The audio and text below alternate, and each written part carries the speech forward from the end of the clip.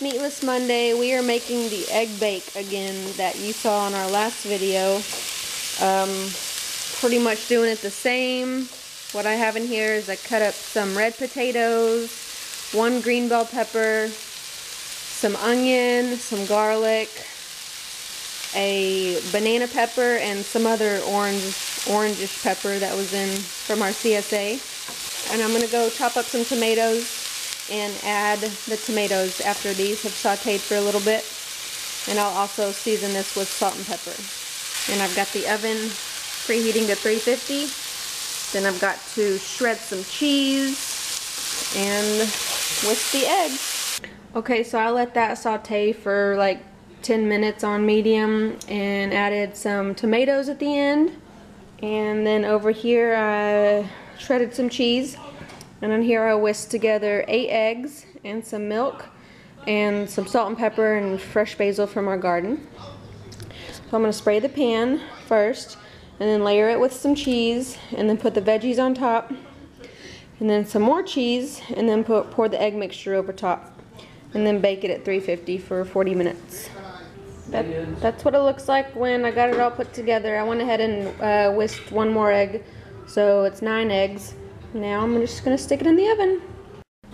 And here it is all done after 40 minutes. Looking pretty. We sprinkled a little more cheese on the top for the last 10 minutes. And yeah, I'm going to attempt to eat mine over some spinach, kind of like Chef Buck does in the video, just to get some more greens in. And we'll probably put like Tabasco sauce on it because it was good. But yeah, there's Meatless Monday. Let me know if y'all try it out with different variations, because like I said, you can make it however you want. For dinner tonight, we are having some lasagna roll-ups. It's a new recipe I found on Pinterest. I've had some lasagna noodles in our pantry for a long time, so I just wanted to use them up, and this looked good. So I boiled the noodles, and I've got them laying out on wax paper.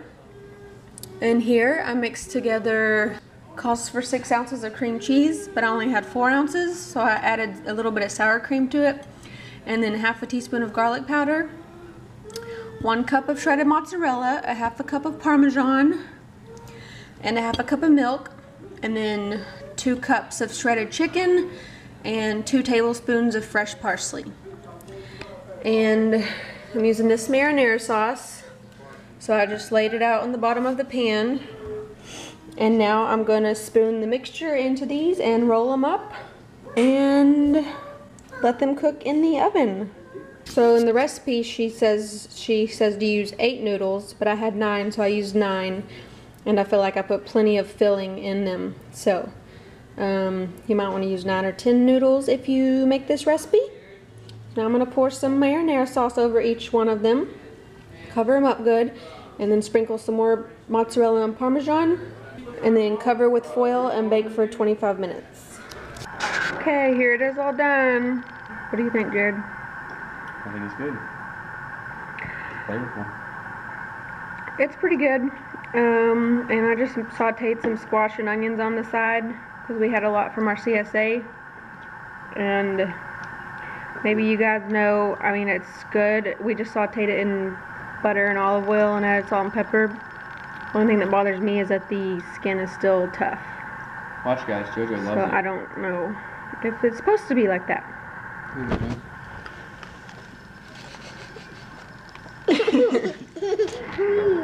Anyways, there's dinner, and we'll be having leftovers tomorrow.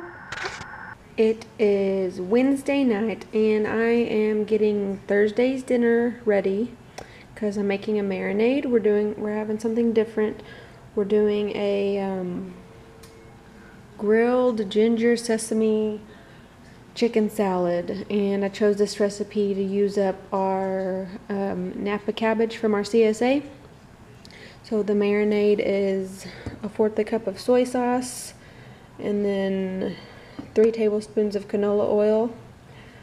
I would have rather used olive oil, but I don't know if that would have affected the taste. So just use this, and then like 2 tablespoons of hoisin sauce, 1 tablespoon of sesame oil, a teaspoon of sriracha. I added a little bit extra, and ½ a teaspoon of salt, and then some ginger. I minced up some ginger and it called for 2 tablespoons of that. So I just whisked that together, and then I got my chicken. I'm gonna put the chicken in a bag and add 3 tablespoons of this marinade and let it sit overnight. And I'll reserve this to use in the salad tomorrow. I'm gonna add 1/4 cup of red wine vinegar to this, and it calls for green onions, but I don't have any. And then I'm gonna let that chill in the refrigerator overnight, and that's going to be the dressing for the salad.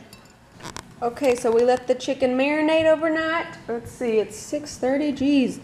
So Jared cooked the chicken on the stove, on the grill. Now we're letting it rest. Then we're gonna let it rest. Slice it up, and I washed the cabbage and chopped it all up, and some carrots, cut them into little matchsticks, and chopped up some cilantro. So it's just cabbage, carrots, and cilantro, and then called for toasted slivered almonds.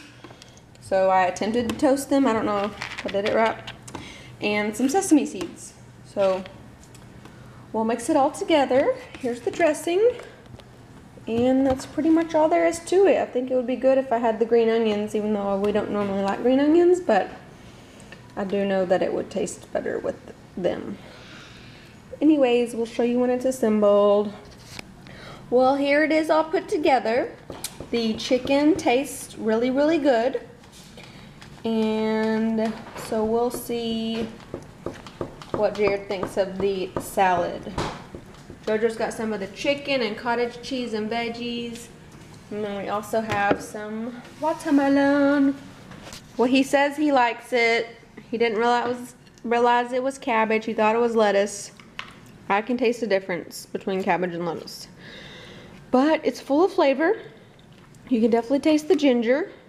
And I had all the ingredients on hand except for chicken and ginger and the almonds. But yeah, definitely something different for us. We don't usually eat just salad for dinner, but the chicken really makes it good. It's full of flavor. So I'll post the recipe below and see you later. Friday night for dinner, we're just simply having some nachos. I chose to make these meatless because we had plenty of dried pinto beans in the pantry, and we had plenty of tortilla chips. So we made the homemade refried bean recipe that I always make. I'll include it below.